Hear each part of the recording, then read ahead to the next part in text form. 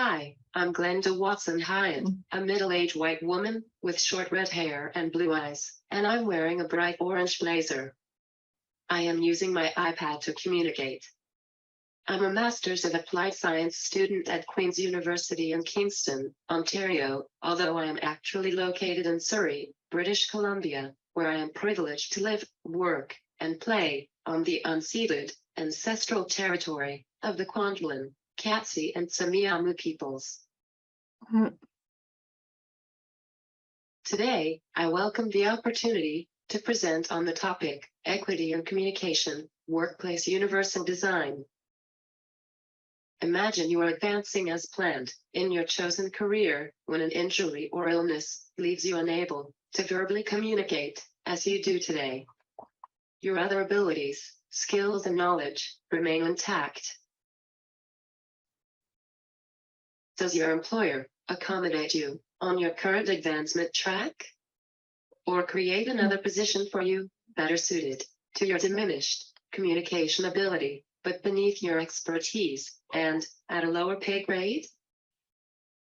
Or do you become another Canadian with a disability, facing an unemployment rate of 51%? That rate is as high as 86% for people with communication disabilities. In comparison, 21% of Canadians without disabilities are unemployed.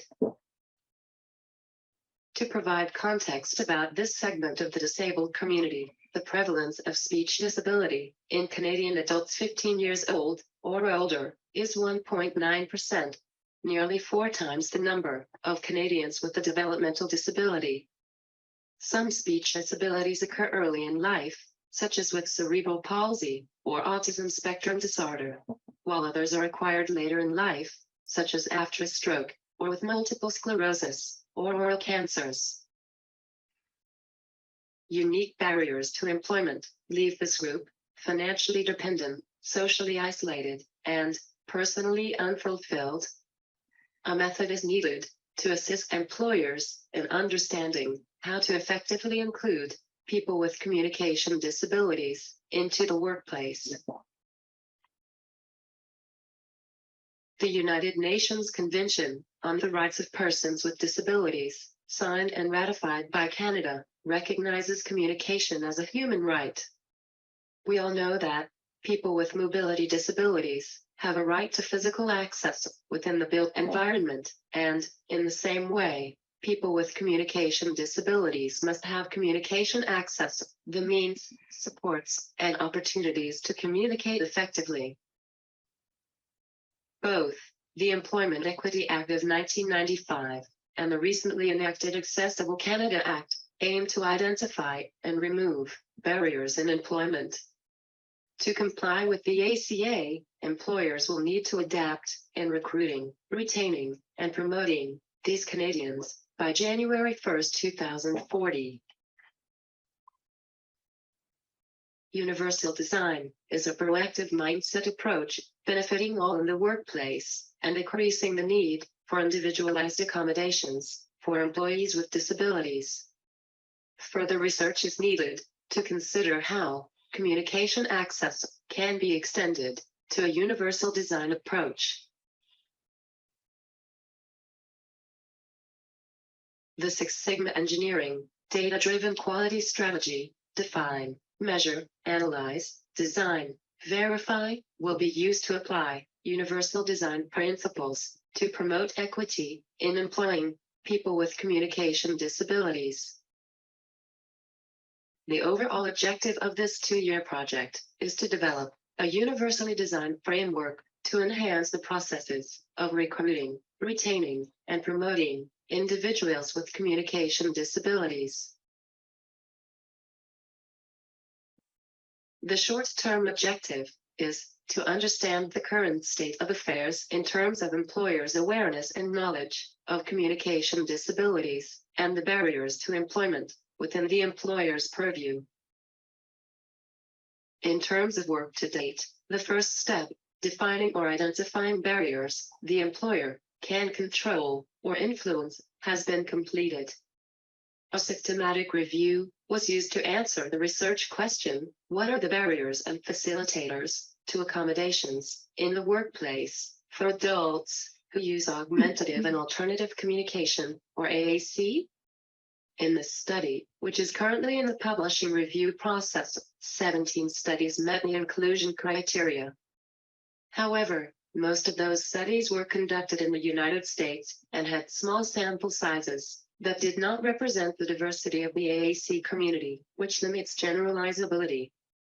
Also, many were published more than 15 years ago, which, therefore, may not reflect advancements in technology that impact use of employment accommodations today. With those limitations in mind, the systematic review revealed an extensive list of personal and environmental barriers. My research is focusing on barriers within the employer's purview, which include inaccessible workplaces, fast-paced environment, and supportive of time required for alternative communication strategies. Challenges related to interactions and relationship building with colleagues. Underestimating skills of people who use AAC in the workplace. Fear of increased financial costs. Lack of awareness of and experience with accommodations. And lack of knowledge of relevant legislation. Moving to the analyze phase.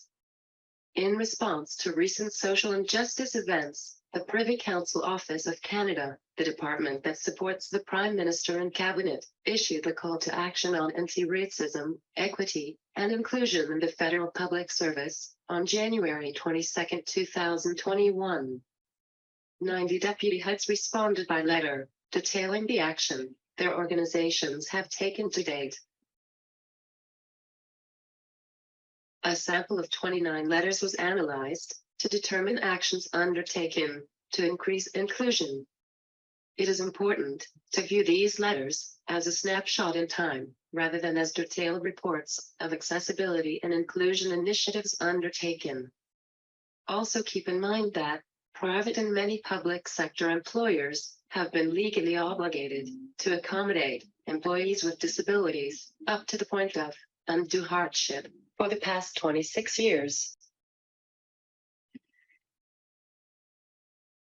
Initial analysis of these 29 letters shows that actions relevant to employees with disabilities include establishing accessibility champions, advisory committees, and employees with disabilities networks, creating accessibility action plans, reviewing policies, programs, and initiatives using gender-based analysis, plus to identify systemic racism and barriers to accessibility and disability inclusion. Piloting the Government of Canada's Workplace Accessibility Passport. Committing to include universal accessible washrooms in their workplace retrofits. And offering a medical exemption to the official languages training program for employees for whom learning an additional language would be problematic. Moving forward with this research, the next step is to survey and interview public service sector managers responsible for recruiting, hiring, and retaining employees to determine current awareness and understanding of communication disabilities and how to include them in employment equity initiatives. I hypothesize that the current knowledge of communication disabilities is limited to including individuals with hearing and sight loss, and to those requiring alternative formats.